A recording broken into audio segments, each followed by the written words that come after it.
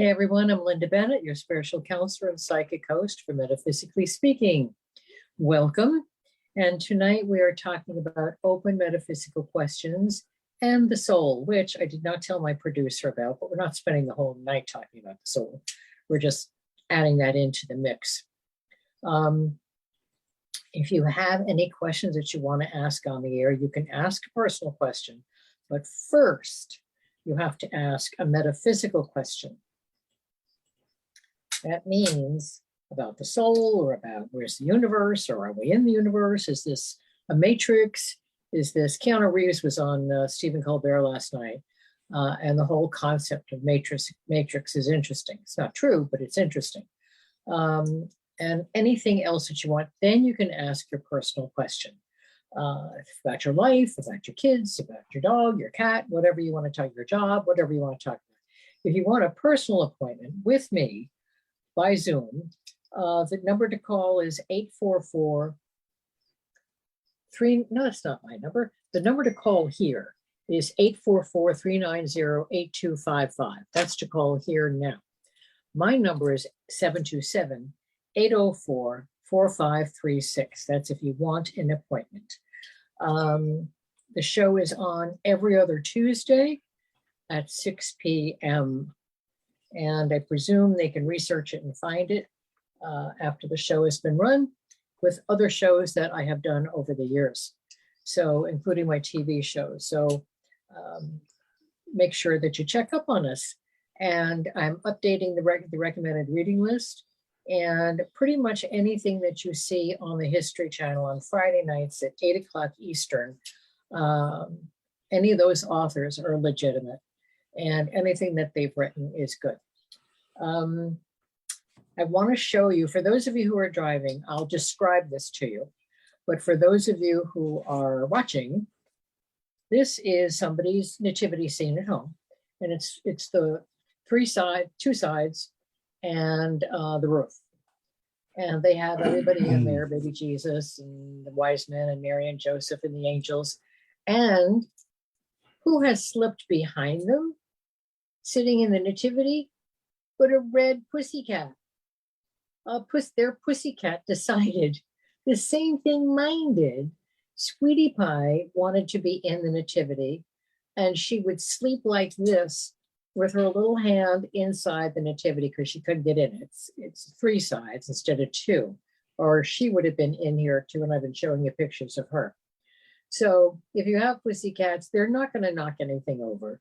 They're just going to be very quiet and sit there where all the attention is, as well as under your tree.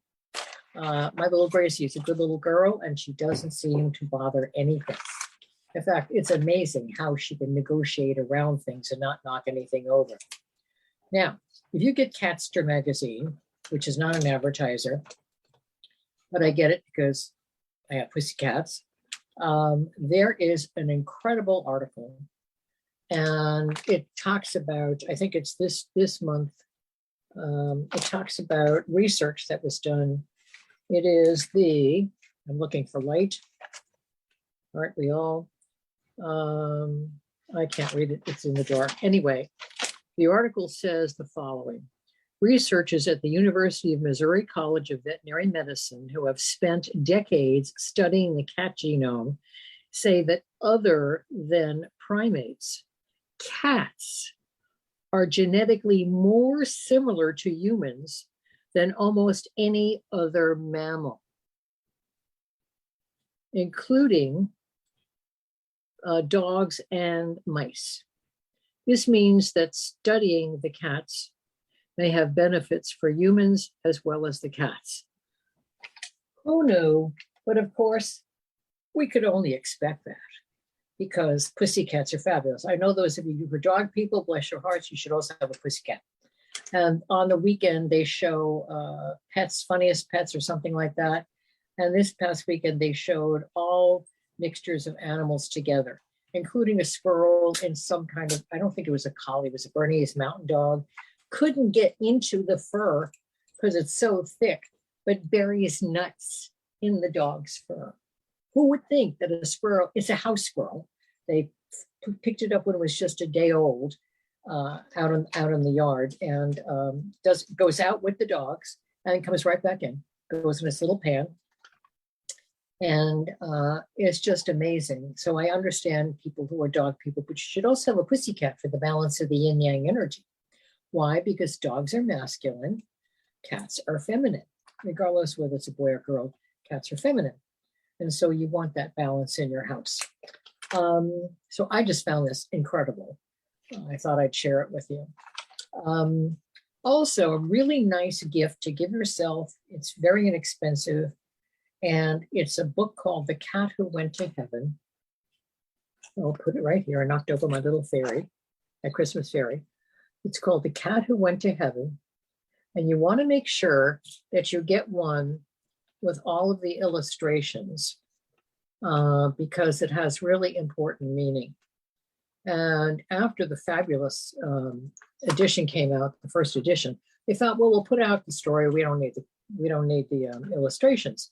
Well, people complained, and of course now I can't find the page, but it talks about the different animals and whether you can be in an animal spirit body, or what lessons you would learn if you were an antelope or you were a buffalo or a monkey. And it has beautiful artwork. Don't be afraid to mark it up with your magic marker. You know, I highlight everything that I have, including the Bible, which is annotated all over the place. And it's got a wonderful story. This is all the animals visiting Buddha as he's getting ready to cross over. And The Cat Who Went to Heaven, it's a very surprising end. And it's quite lovely, very, very small. Makes a wonderful gift. I've had this for years and years and years and years and years and have given it. Linda, we have a question coming in. Hot diggity. Question, please. The question First name and comment or question. Mary Jo. And the question is, when I die, am I coming back or could I come back as an animal? Yes. That is not right away. You wouldn't do that right away, or 99% of the time you don't do it right away. You would do that because either A, you were so in love with that particular animal, like a pussycat, or a snow leopard, or an elephant, and you'd want to know what it's like to live in that body, and the lessons you would learn, and how you would learn them, and how you'd relate to people. Would they know that it's you? Or you might have seen, or maybe even participated in the abuse of that particular animal, and now the universe has said to you, you're now going to become a cat. You want to be abusive? You're going to be in a bad situation. Get in there.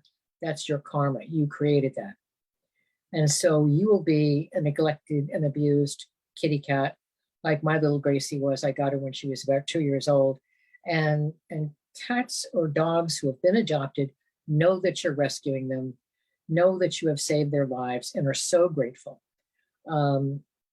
So there are several reasons why you would want to go into an animal's body. It would still be you. You would still know you were you. You would know that you were in a pussycat body or a dog's body or a lion's, but whatever, elephant, whatever you would choose, but it's still your soul. Is it common? Yes. Yes, it's very common. Everybody may have a special relationship with certain animals, and you can be pretty well sure that you were either in that animal body recently, or that you were associated with that animal. For instance, when I met many of the Tibetan monks who were on my show over the years, they talked about how for a year, whether you're male or female, you go off into the mountains in Tibet, Nepal, Bhutan, India, and you find a cave that's not occupied, and it may have been occupied by somebody 100 years ago, maybe 1,000 years ago, maybe 25 years ago. But this is a cave you have chosen, and it's not always the first one you see. Sometimes it doesn't feel right. And so your angels are guiding you to the right one, because this is the wild, and there are Himalayan bears, and there are snow leopards, although snow leopards and cheetahs do not prey on people. And every single one of them told me that on their retreat, which is a nice way of saying, are you going to survive this? That they would wake up in the middle of the night and be cuddling with something, and something was keeping them warm because all they have is the clothing they're wearing and a blanket and a bowl. And I guess some kind of feeding instrument, although they eat with their hands, their right hand. And every single one of them said they had been warned not to be fearful because the snow leopard was not going to harm them. And they'd wake up and either it was gone in the morning or they'd wake up and the tail would be curled around them because they have huge tails and they use them for balance. This is with the fur. I had the privilege of working with a snow leopard and when I used to work at a rescue center.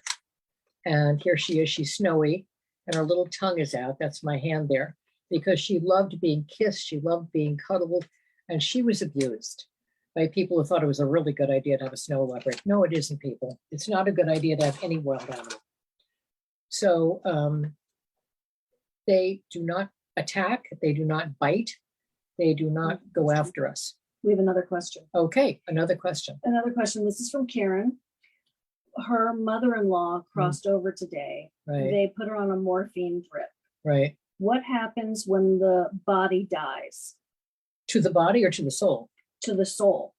The soul has, and her mother-in-law has been told by her guardian angels that she was crossing over and to say her goodbyes, to make peace with everything on the earth.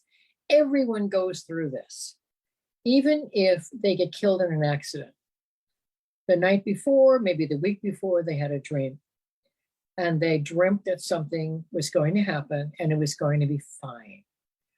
And so therefore, she will be put in a quiet place, watched over by her guardian angels till all the medication gets out of the soul consciousness. Because when you're on all kinds of heavy medication, morphine did not work for me when I had surgery. They thought, how much can we give you? I said, it's not working. So stop, unless you're going to stop waking me up and asking me how I'm doing. The hospital is not a place to rest. So until your mind part of your soul is cleared and cleaned, you're resting quietly and comfortably in a lovely warm spot that's comforting to you. It could be a lovely room. It could be in the forest with a perfect temperature. It could be with little birds tweeting over you. Whatever works for you, that's what you'll get, unless you are evil. Then you go straight to the hellish areas, depending upon your level. And there are more levels of hell than just one. And just like there are more levels of heaven than just one. And so her mom is resting. I saw her this afternoon, actually, and I knew she had crossed over, but I just ran out of time to be able to get here. And she will be fine. She will somehow let you know when she's out of that state. And she's now in the thinking state, which she'll be taken by her guardian angels to a lovely level. And she'll be so excited. You won't necessarily hear from her that day because she will be like in Wonderland. And when I had my near-death experiences, I just could not believe the light and the people and the souls. And I knew many of the spiritual beings who had been here on the planet and visited to give inspiration. Mary Mother, Mary Magdala, and Yeshua and Buddha was there, and who I discovered later was Green Tar was there, and others, as well as a vibration of the God force. Now, God does not show up as a guy in a robe, old guy in a robe. It's not possible. The God force is too gigantic. So the Hindu interpretation is each god and goddess has a different personality aspect of the divine. And so you can't possibly get to know all of the God force in one lifetime because it's just too comprehensive, too complicated, too complex, too grand, too miraculous for the average mind to absorb. So the Hindus say, get to know one of the aspects. In your next lifetime, you get to know another aspect, another lifetime, so on and so on.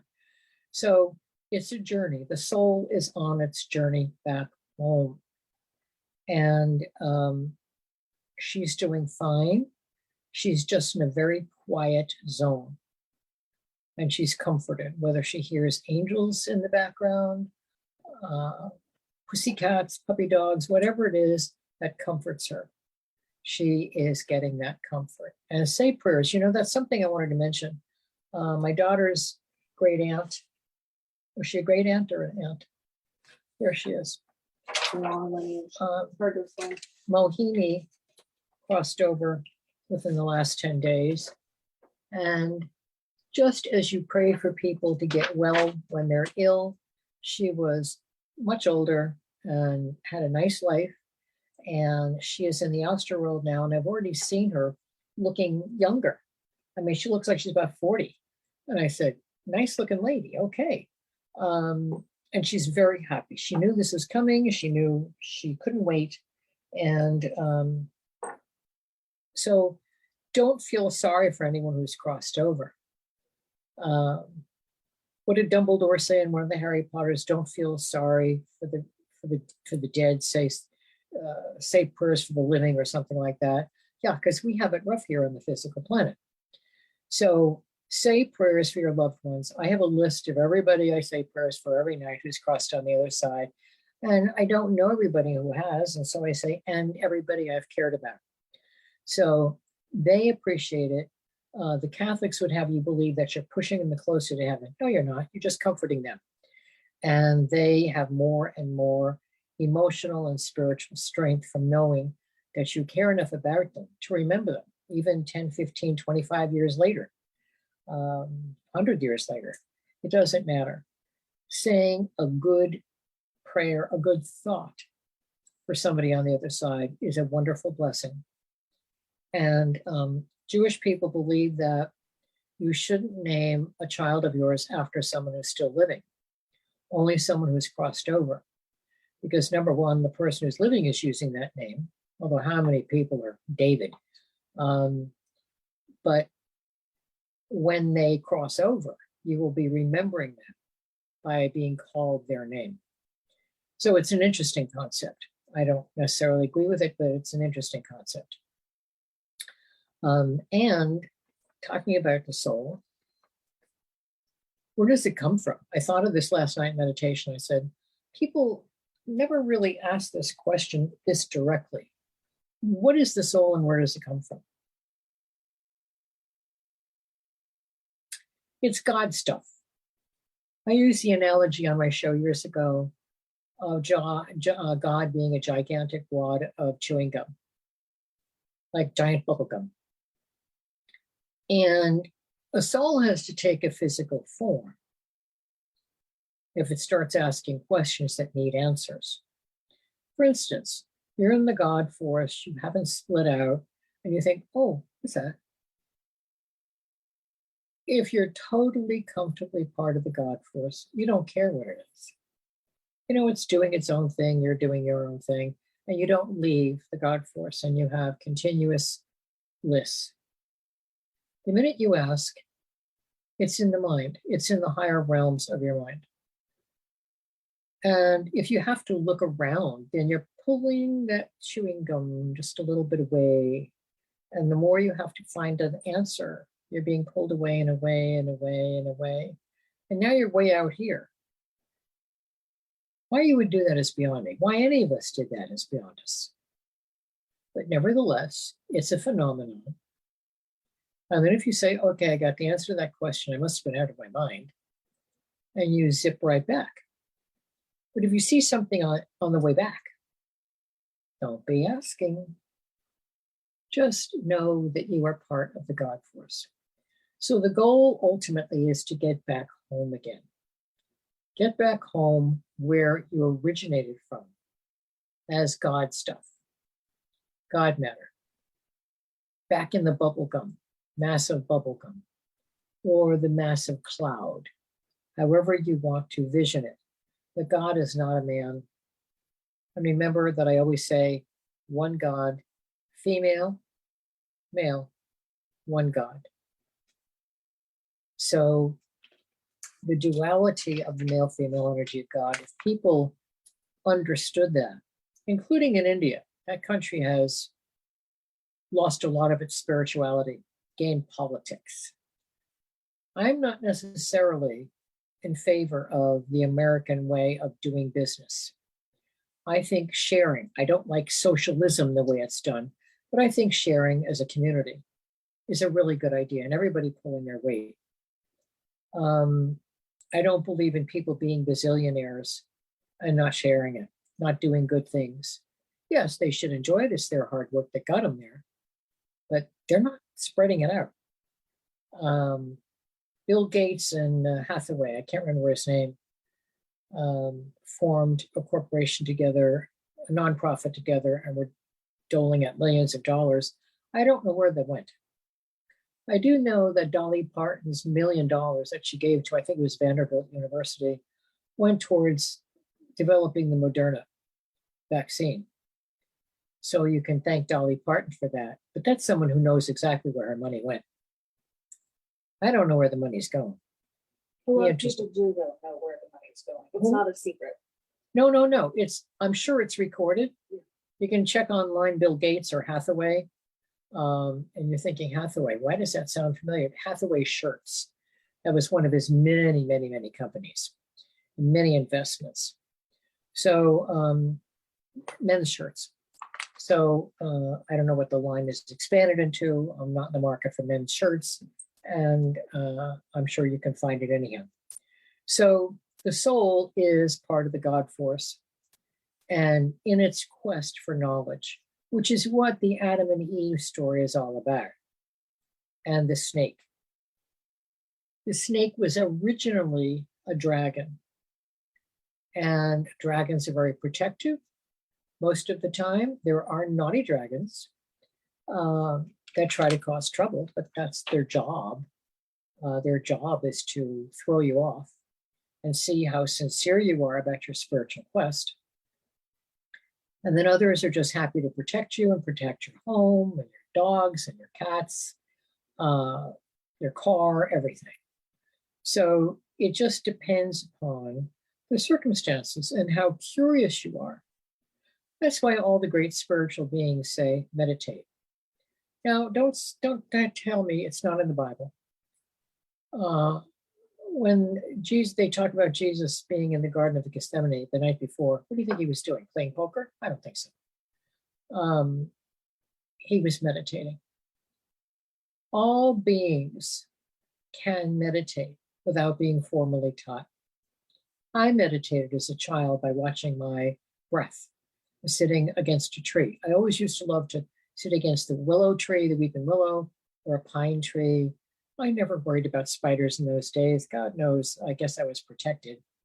And I would breathe and I'd watch my breath. And I'd realize I was relaxing and I was comforted. And so every human can do that. Even my cat, Gracie, who goes to sleep right here next to me, her little head is on my shoulder, or she tucks it in my armpit. We synchronize our breathing. I synchronize mine to hers, and then hers slows down, and then she goes to sleep. And usually I go to sleep at the same time. Not last night, but I go to sleep at the same time because we're breathing together. And you can do that with your dog. If you have a big dog, I think the dog's going to be with his head on your pillow and you'll be breathing dog fur. But have your family pet in bed with you and sharing that energy of blessing. And remember, if they interrupt you while you're meditating, so what? It's okay. They just say, I'm here. I want some energy. I want to share it with you. And they'll cuddle under the chair. Maybe they'll jump in your lap. It doesn't matter. Just hold them nice and quiet and have your hands like this. It's easy to hold on to a pussycat and have the earth, heaven and earth mudra together, or you have one hand up and another hand like Buddha touching the earth, saying, bring heaven to earth. Very quietly. You don't need to make a project. Your dog or cat doesn't want to make a project. They just want to be with you and feel the energy that you are getting. And they get it all the time anyway. but it's supercharged when it's coming with someone with a supersized body compared to them. So don't be worried. Try to sleep with them on the bed. Try that with the synchronized breathing and see if that works for you and for your critter. Critters are part of the God force. They could have been your great grandmother. They could have been somebody you were married to in another lifetime, somebody you were the mother of or the father of in another lifetime. So you don't know who your pussycat or puppy dog is, and they will not tell you. I've never been told who they were. I just knew that my first pussycat was really a person, was a guardian. And even my cousin Fran, who doesn't like animals, she's not an animal person, although her sister had a dog and they lived together for years. One night, he had his own seat at the table, and she was sitting there staring at him. She said, it's not a cat. I said, oh, really? She said, he's a very wise old man with a hair problem. I said, you're absolutely right.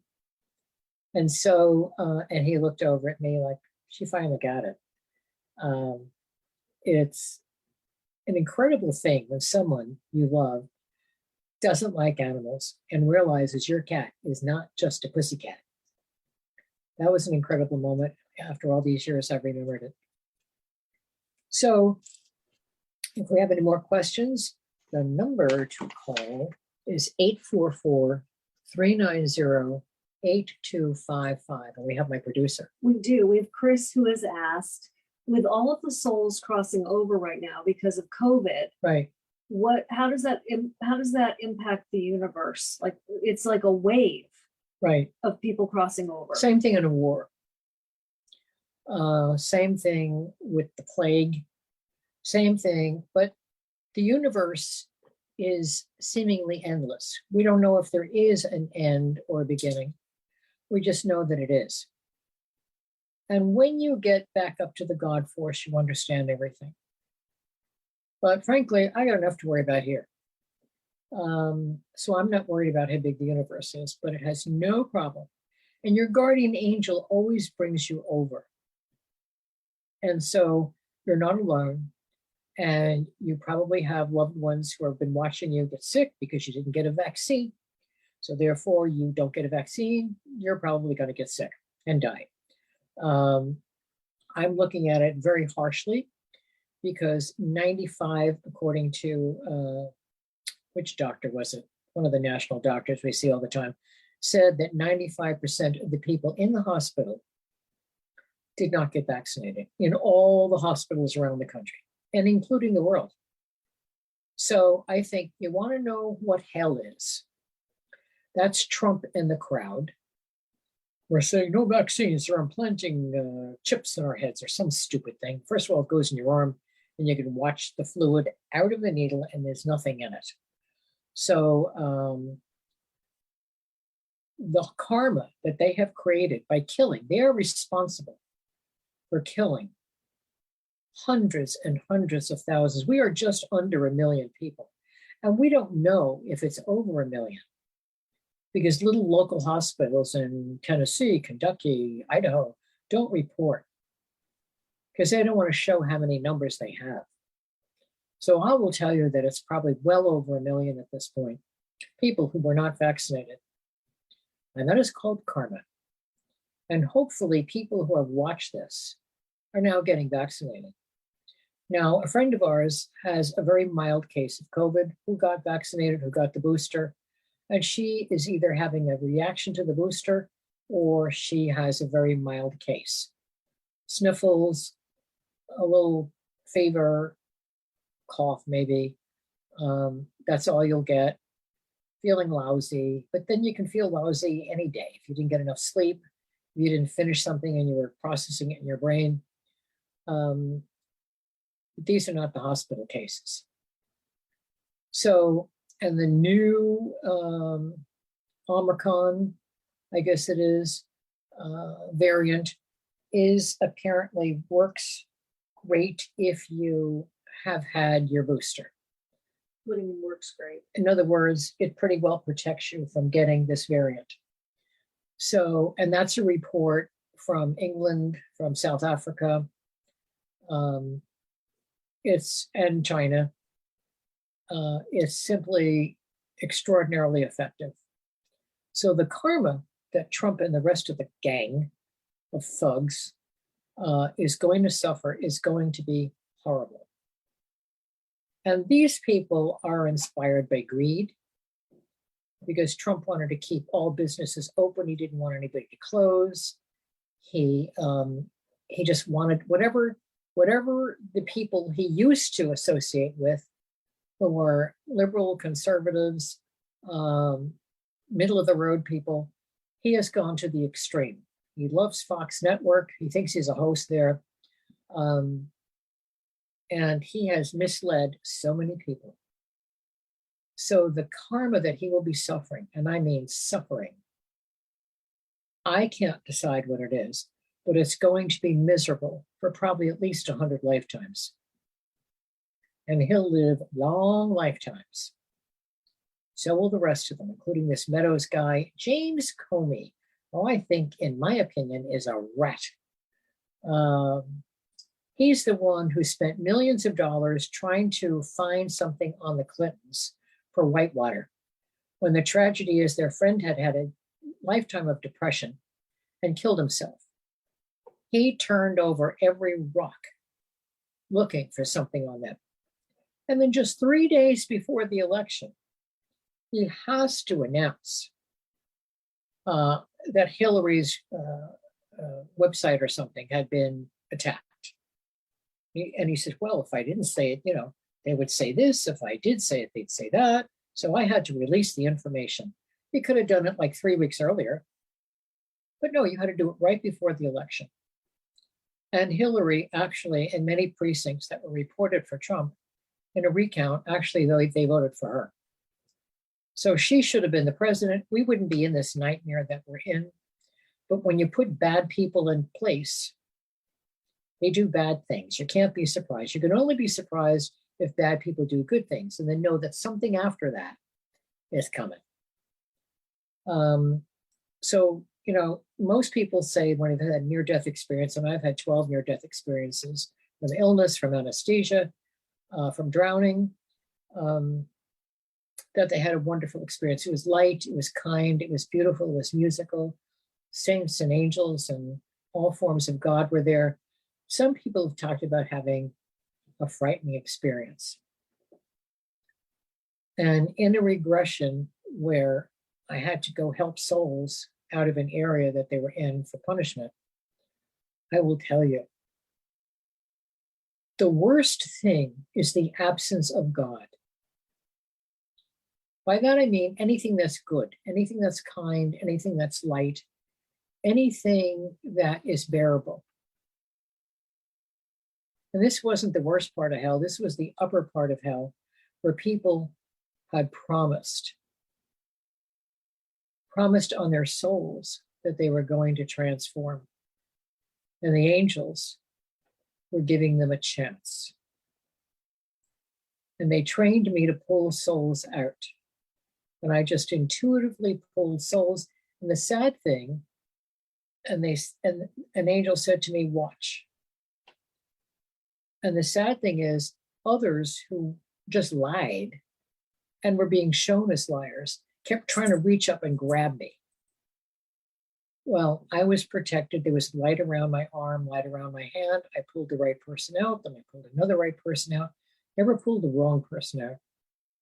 Those people were sent back to a lower realm because they had lied. They were con artists. Even with angels, they were con artists, thinking they could get away with something. They sink further and further and further and further away. And if they join the demons, which they can, they join the demons, they will be lost. It is occasional that someone in that circumstance actually gets out. And they have to have a profound soul transformation in order to get out. That doesn't often happen. And occasionally the God force says, okay,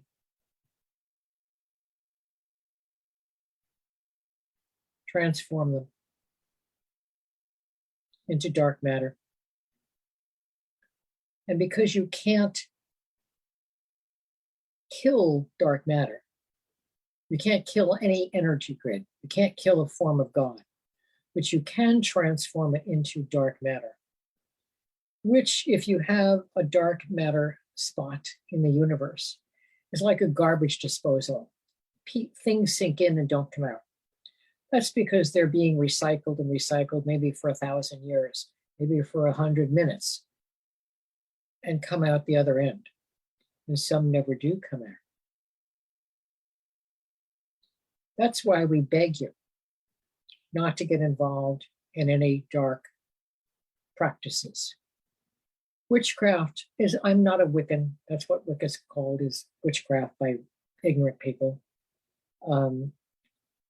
Wicca is a religion that worships God through nature and flows through the seasons. All ancient people, including American Indians, including people on Indonesia, including around Africa. I mean, all people go by seasons, light and dark. Hey, it's dark, it's night. Full moon, send a lot of energy. Good for hunting. Good for the animals to see you better. So therefore, they lived by nature. That is what Wicca is about. But there are people who are curious and look for power, just like they would in a corporation, and they get involved. You say once yes to evil, you're now on a dark path. So also stay away from the Ouija board. I don't care if the owners of Ouija board try to sue me. It's a trap. Itself isn't good. Years ago, I had somebody I thought was a friend think she was funny and gave me a Ouija board for Christmas. She just handed me the box. I said, take it back. She said, open it up. I said, take it back. It's a Ouija board. I don't want it. It was in wrapping paper. I said, take it back. I do not want it. She said, how do you know it's a Ouija board? I said, oh, you're paying me for what now? You're paying me for consultations? Yeah. So she just thought it was the funniest thing. And she called her brother to say how funny it was. And then I knew what it was the minute I touched the box. And I was sick at the time. And I still knew. Because you can bring in dark forces very easily and you won't even know it. There are dark forces that just hang around the Ouija board energy. Very easy to call them in without even realizing it. Or somebody will say, hey, I dare you to do this, or I dare you to do that. You know people like that, run. Run the other way. And we know that Christmas is coming. And the next show will be explaining Yeshua, which is Jesus's Aramaic name, Hebrew name, and all of that.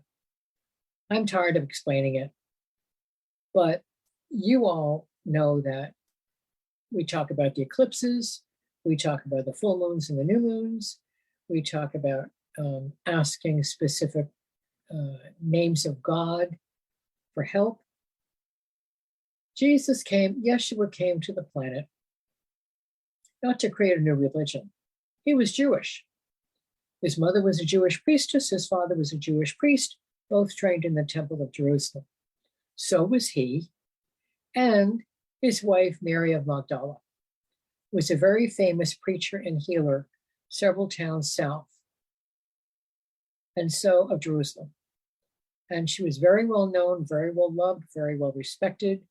And it was inevitable that they would meet because theoretically she was trained by Mary Mother as one of her teachers. And so this was a family grouping. Joseph of Arimathea, who was one of Mary's uncles, and Nicodemus was one of her uncles, were all together to make the whole role possible. Judas, they now, after tracing certain archaeological things, they believe he was a first cousin. And it was his role Just like in Harry Potter, where at the end, Order of the Phoenix, no, not the Order of Phoenix, Half-Blood Prince, where Dumbledore dies and he's begging for Sirius. He wants not Sirius not to save him. Remember, he was already dying from putting on Voldemort's mother's ring. His hand turned black. It was spreading through his system. He knew he was dying. And he had already told Sirius, it's got to be you. So when he was saying, Sirius, please, he was begging him to kill him, which he did. But of course, Harry didn't know any of this. He didn't know it until he looked in the looking glass, when he took Severus's tears and put them in that bowl with the water and saw the whole thing. And that he had been in love with his mother. And Harry could have been his son. It would have been a very different vibration for him. So there are so many stories. I'm going to, after the holiday, read the Harry Potter series again. You can look at the movie on TV because they barely varied a sentence, but you need to read the rest of the books. And book 4 is like this, exaggeration a little bit, because you're forgetting that Hermione was against the house elves and she wanted to create a house elf. I forget what the acronym was, but the House Elves Freedom Movement or something. And it turned out to be something unfortunate. But they didn't want to put that in the movie because it would have to be another 2 hours long to incorporate all the information. But these kids fought for goodness and fought for fairness and caring and honor and love and nurturing. And that kept bringing Harry back every time he was under Dumbledore's spell. So remembering goodness, Voldemort's spell. He needed to be under Dumbledore's instruction. But every time Voldemort got stronger inside him, he got weaker. But seeing all the scenes where he was loved and cared about always saved him, always brought him back. Because love always wins. Maybe not in the short run, but it always wins in the universe. It always wins in the long run. That's also why you have reincarnation. You can't possibly satisfy every lesson you came here to take care of, unless you're extraordinarily lucky and you barely sleep. So read the Harry Potter series. There are a lot of life lessons. And I'll tell you what else. Totally different category. But on Showtime, I think it is, or HBO, True Blood, which you're going to think is about vampires. Yes, vampires play a part, but not the way you think. And it's about racism. It's about sexism. It's about crooked politics.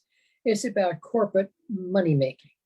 It's about small town people being fooled.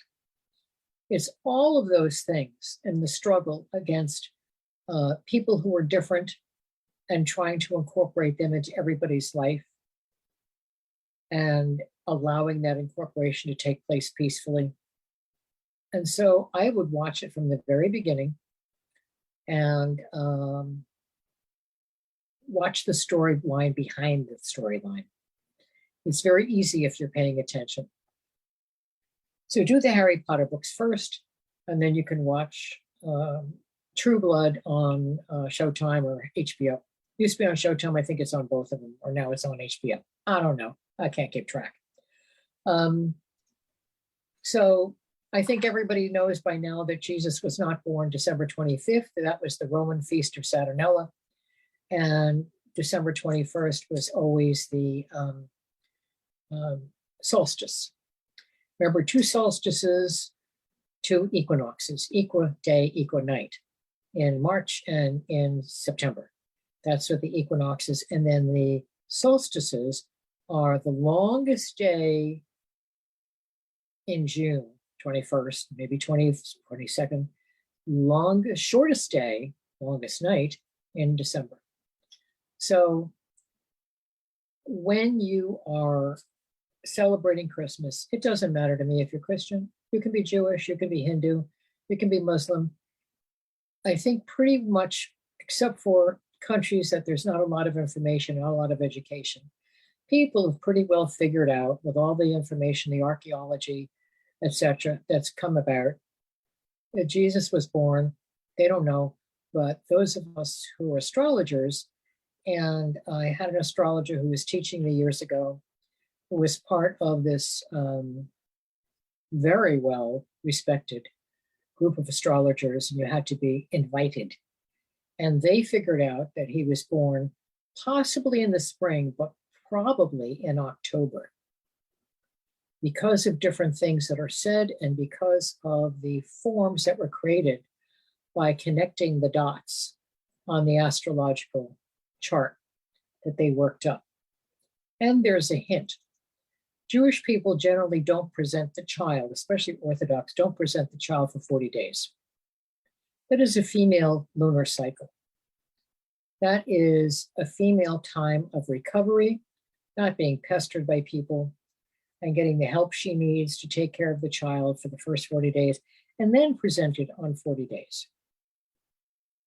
So they think, well, maybe that's why they picked the time. We don't really know, and nobody cared in those days. All you need to know is that learn and express a little kindness. Learn and express a little graciousness. Be a little softer, be a little nicer to everyone and everything. A neighbor's dog who barks, most of the time the dog just wants attention. It's locked outside, can't get inside. If you just go over to the side of the yard, the dog will be wagging its tail and happy. There was a dachshund who lived next door to me. I was crossed over, and that dachshund every time knew I was outside, would bark his little brains out. And I'd say, "It's okay, Sammy, it's me. It's okay, Sammy." And he'd come to the fence and he'd look through. That's all he wanted was hello. Remember, they have a consciousness. It could have been your uncle. But I'm an old community priest from many years ago. Just remember that all forms of life are worthwhile. Except for spiders, when you walk through the webs and you wind up with a red lump on your face. There is something called bug bites. It's a homeopathic. I think it's by Newton. And you can get it there, 1-800 something. And I used it the other day, and the redness started dying down after the first application. You put it under your tongue. And the third day, it was pretty well gone. Well, they used to last for over a week, scratching, rubbing all kinds of stuff on it, and getting swollen. So spiders have their jobs too. They are studying spider webs because they have detected, you're not going to believe this, they have detected musical notes. I think this is in Smithsonian. They've detected musical notes in each strand of a spider web. You're going to tell me they're playing Madame Butterfly? Are you going to tell me they're like your wind chimes outside?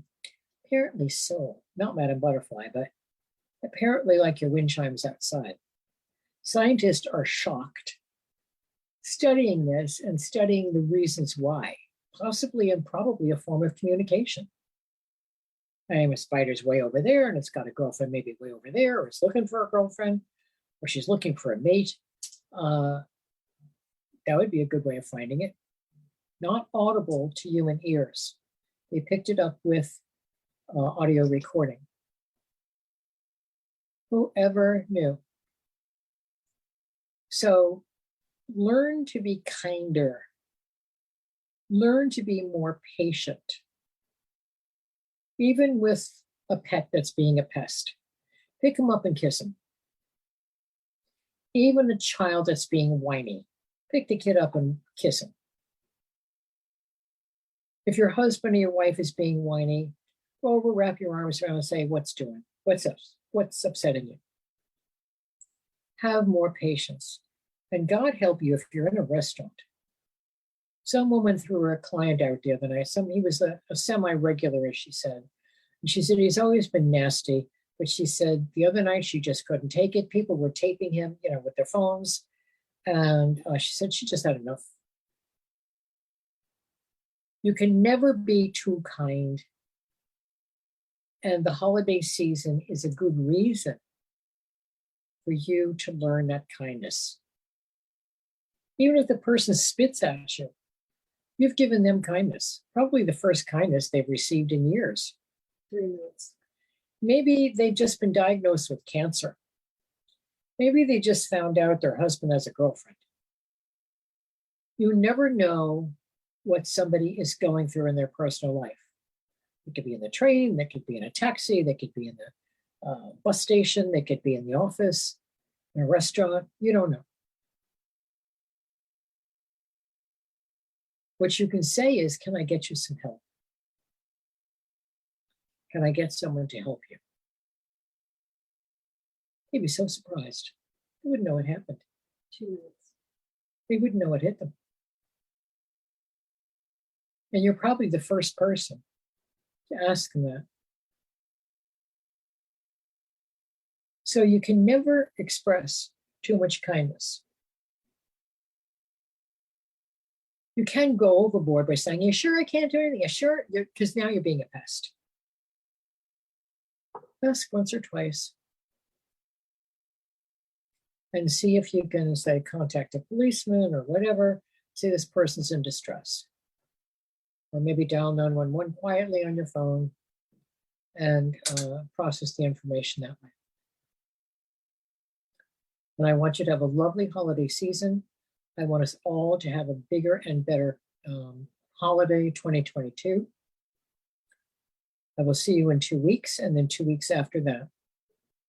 Remember, if you just open up your hearts and your minds to God's universal truth, you will know that God and the angels are always with you.